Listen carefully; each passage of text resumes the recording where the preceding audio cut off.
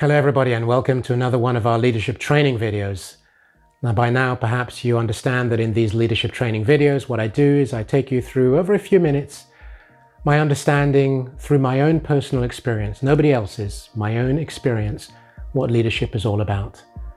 I bring to you some thoughts and ideas for you to ponder, for you to think about, for you to integrate, for you maybe to challenge even. There's nothing wrong with that. With regard to how you can become a more effective leader, how you can increase or improve your leadership traits, understand what the leadership skills are that you need, what the qualities are, what defines a leader and not a leader, and how in all of that you can become a more effective and more successful leader in your own career. Now maybe you say, well, I'm not a leader, I'm a follower, maybe I'm not a leader, I'm an entrepreneur, maybe I run my own business, maybe I don't. All of those are okay. You're still in the right place, because this is more about what you need as an individual to grow your life, ideally corporately or business-wise, but it could be in any other field in your life. So leadership is not just about being in a corporate environment. It's about how you lead, maybe a small business owner, wherever it is and wherever you are on that journey, it's about leadership. So my name is Chris Igwe. I have over 35 years experience leading, training and developing teams across primarily 5 major European markets, but across Europe, Middle East and Africa in general. And I just take some of these ideas and thoughts, I melt them down into a few minutes for you to ponder, to think and to understand where these might lead you. So please, if you feel this engages and resonates with you, then please feel free to like, to comment, to share, and equally importantly, to subscribe to the channel so you know when other videos are becoming available, or you can go back and scroll through the many hundreds of videos I've already done for you. So what are we going to talk about today? Well, this one is around a company who you may have heard of, I don't know, depending on whether you're in the digital space, whether you buy online, whether you're in e-commerce, omni-channel, you shop, you don't shop, whatever. A company called Alibaba. And what I want to do is I want to take a few of the ideas that the co-founder has shared, which I have admired, not only about him, but about the words and the profound nature of what he has said. And the key thing to remember is these are other people's experiences, but they help guide you and provide a light in your own journey. So the person we're going to talk about today is Jack Ma. Jack Ma is the co-founder of Alibaba. Now what's interesting and indeed great about Jack Ma is he came from a very humble background. I love these stories of people who didn't come from wealth or success or whatever. This is a real rags to riches story, because Alibaba became one of the highest and most successful companies, and still is on this planet, in that e-commerce digital platform space. It had one of the highest IPOs, offerings that were made when companies go into the stock exchange and people invest in them. Now, how did somebody who was never able to really get a job because he'd been turned down so many times? Don't you love those stories of people who just keep on going? And as he said in his own words, there are some jobs that you didn't need any qualification or skill or knowledge, you just had to and could do it, whether it's working in a fast food chain or being in a police force. He'd gone through and had been turned down. And that, for me, here is the core element. It's perseverance. Something that we all need as leaders is to be able to persevere no matter the knocks that we're going to get, the challenges, where we're going to be told we're wrong, where we're going to be told we're going to be criticized, where people won't like our ideas, whether it's internal or external, where people will not believe us. They'll say, no, it can't be done, it's never been done, totally impossible. That idea of pursuing it until you get there, for me, is one of the greatest motivations. Now, you may not be into fast food, but a similar sort of story with Kentucky Fried Chicken and Colonel Sanders.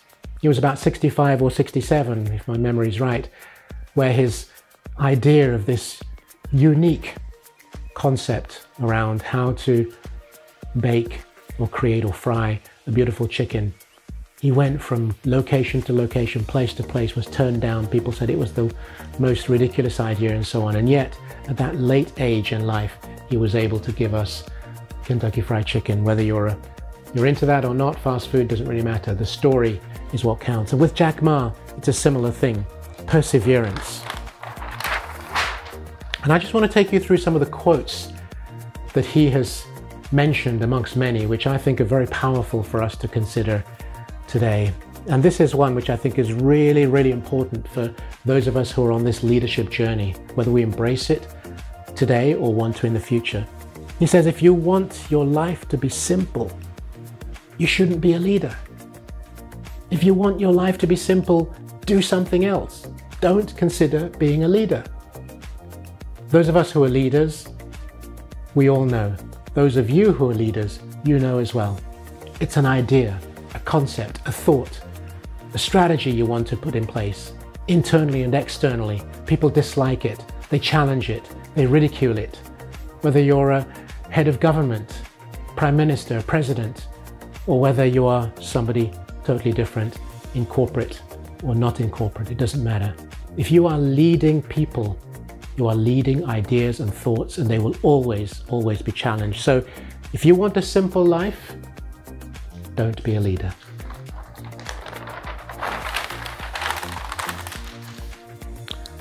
Another one which I love is, as entrepreneurs, if you are not optimistic, you're in trouble. Optimistic, optimism is an absolutely fundamental and foundational element of being a leader. Because when you're going through those dark, dark moments, you're taking your team, you haven't quite hit the targets, you haven't hit the budget, there are mountains to climb. You don't have the resources, you don't have the right people in the right place, or the economy, the geopolitics, whatever is affecting your business. You have to be optimistic. You have to know that there is a brighter future on the other side of whatever it is that you're doing. So you absolutely have to be optimistic. If not, I totally agree, you're in trouble. Because people are going to look to you when they're wanting inspiration, when they're wanting that light that says it's okay, it's gonna be okay. When you're carrying your team, which often as a leader you will have to do. You will carry your team. You may even drag them, whatever you're doing, but you've got to do so with joy, with optimism, with encouragement. Those are absolutely key when you're an entrepreneur. I like this one as well. A good boss is better than a good company. Now let's think about this. You may say, well, good boss, good company, they actually go together. Well, they don't always. You can have an incredible boss and you can have a great company. Equally, you can have a great company and you can have a good boss. Different, depends on the levels, but bear in mind that people in your team, those who you are leading, whatever form of leadership it is, they are there because they want and need to be inspired by you. They need you to be around to offer them the insights to help them to grow. Remember, that's what leadership is about, is growing your team, growing individuals. You want them to become incredible people.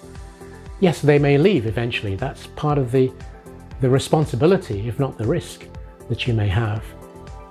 But it's more about you as a good leader. I would even go further and to say it's about being an outstanding boss is better than being in a good company.